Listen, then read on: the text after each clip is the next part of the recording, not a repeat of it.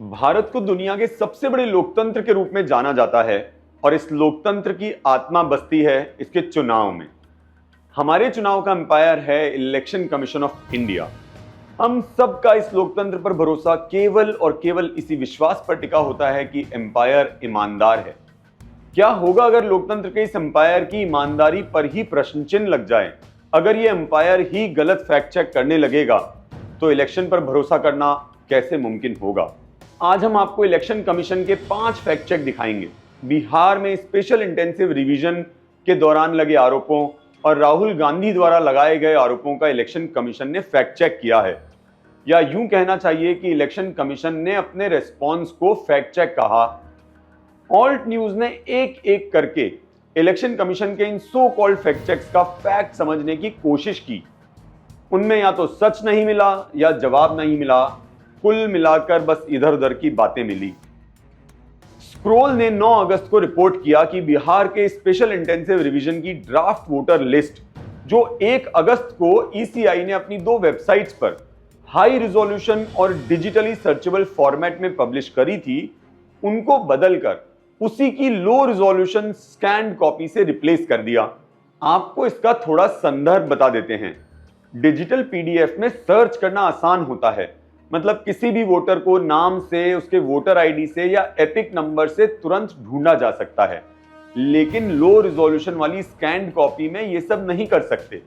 मतलब ईसी के द्वारा फॉर्मेट बदलने के बाद गड़बड़ियां ढूंढना बेहद मुश्किल हो गया। स्क्रोल के इस आर्टिकल का बिहार के चीफ इलेक्शन ऑफिसर ने तुरंत जवाब दिया। 1 अगस्त को पब्लिश किए गए ड्राफ्ट इलेक्टोरल रोल में कोई बदलाव नहीं किया गया है। बदलाव सिर्फ क्लेम्स और ऑब्जेक्शंस के डिस्पोज होने के बाद ही होंगे। ध्यान देने वाली बात यह है कि इस जवाब को फैक्ट चेक बताकर शेयर किया, लेकिन क्लेम में ड्राफ्ट इलेक्टोरल रोल में बदलाव की बात तो किसी ने की ही नहीं थी। स्क्रोल ने डेटा के फॉर्मेट का जिक्र किया था।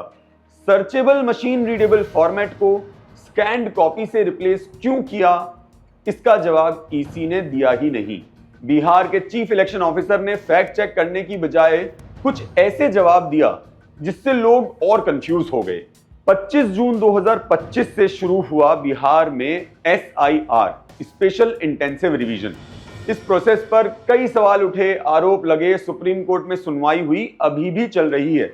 लगभग सभी ऑपोजिशन पार्टियों समेत बिहार की रूलिंग पार्टी जदयू के कुछ नेताओं तक ने इसका विरोध किया, खासकर इस बात पर कि 7.5 करोड़ वोटरों का वेरिफिकेशन केवल 30 दिन में, और वो भी बारिश के मौसम में।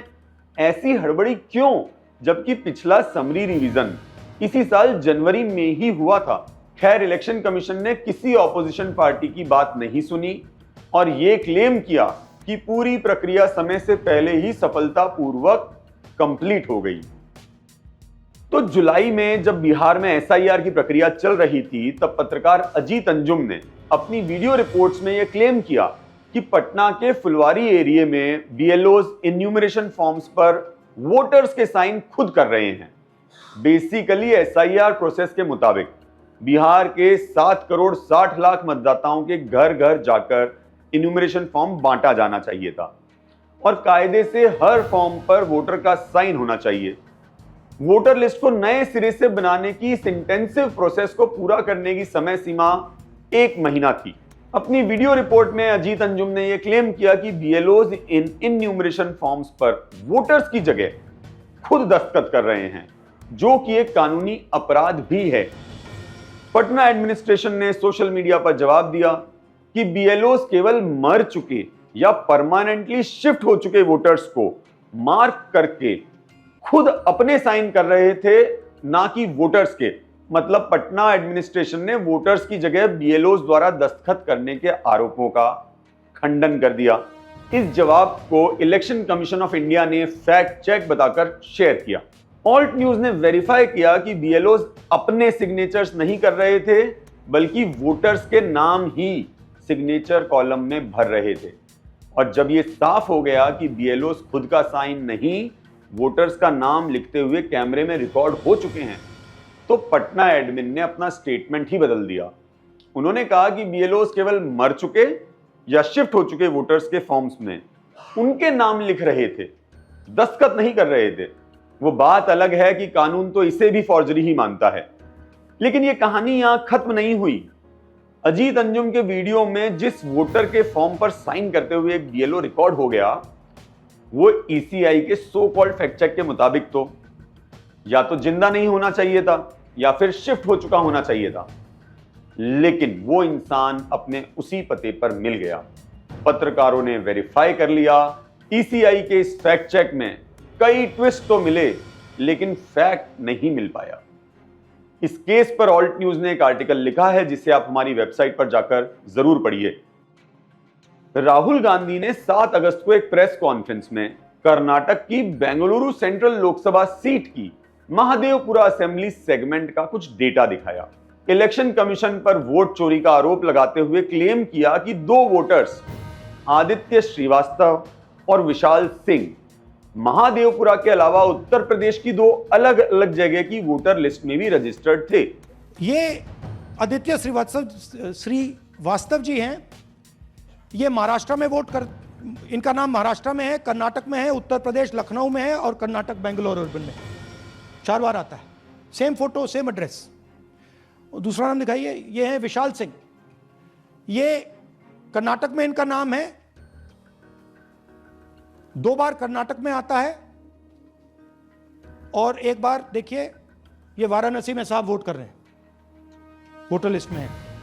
उन्होंने इलेक्शन कमीशन की वेबसाइट के स्क्रीनशॉट्स भी दिखाए।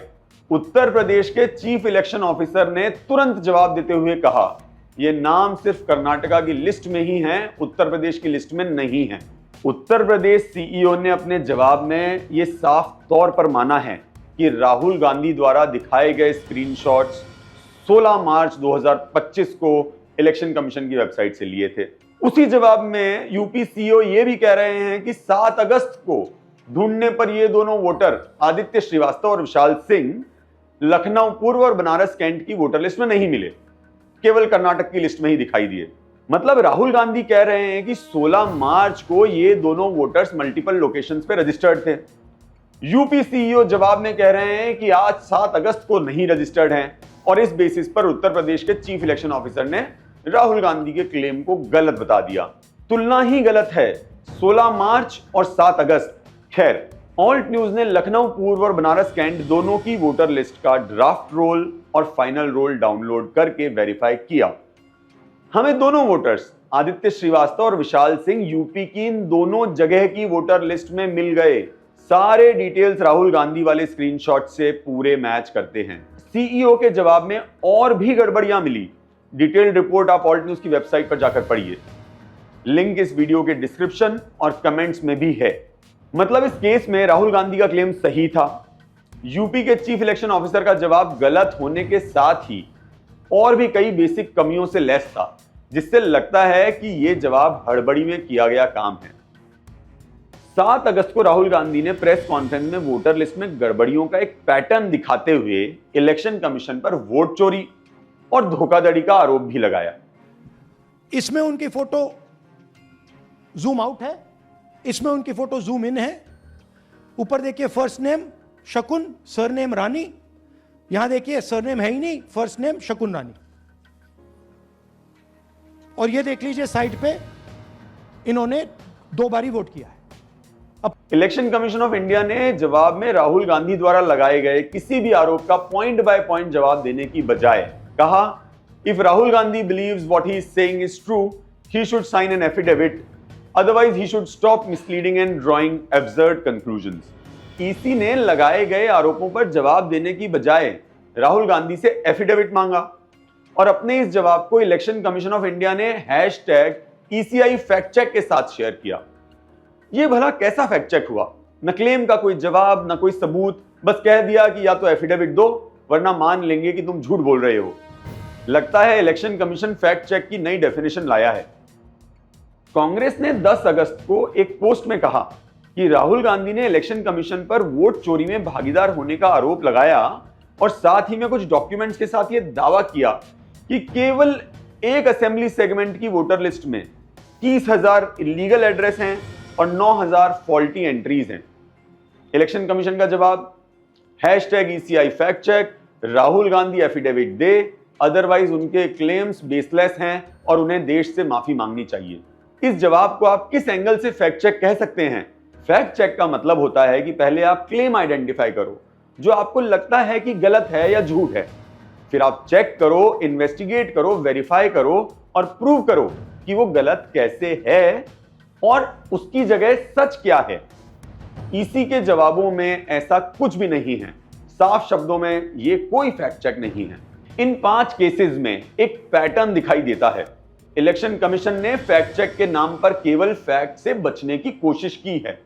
लोकतंत्र की पूरी विश्वसनीयता चुनावी प्रक्रिया की पारदर्शिता और इलेक्शन कमीशन की जवाबदेही पर ही टिकी होती है। यहां इलेक्शन कमीशन के फैक्ट चेक्स में जवाब में ट्रांसपेरेंसी तो गायब थी और अकाउंटेबिलिटी मिसिंग। इस वीडियो को शेयर करिए ताकि ज्यादा से ज्यादा लोग इस मसले को समझ सकें। यह मसला राहुल गांधी या किसी एक पार्टी का नहीं है, यह हर एक वोटर का इशू है, क्योंकि डेमोक्रेसी की असली ताकत सिर्फ आपके वोट में नहीं है, आपके सवालों में भी है। झूठ और मिस इन्फॉर्मेशन के इस दौर में सच की जिम्मेदारी लेता है ऑल्ट न्यूज। ऑल्ट न्यूज को आपका सपोर्ट चाहिए ताकि हम बिना रुके आपके लिए झूठ का पर्दाफाश करते रहें, चाहे फिर वो कितनी भी पावरफुल पोजीशन से बोला गया हो। हमें डोनेट करने के कई ऑप्शंस हैं। altnews.in/donate पर जाकर आप हमें रेगुलरली यानी मंथली सपोर्ट कर सकते हैं और वन टाइम सपोर्ट भी। हमारे YouTube चैनल को भी ज्वाइन करके आप हमें सपोर्ट कर सकते हैं। और हां, हमारे चैनल को सब्सक्राइब करना ना भूलें ताकि सच आप तक पहुंचता रहे।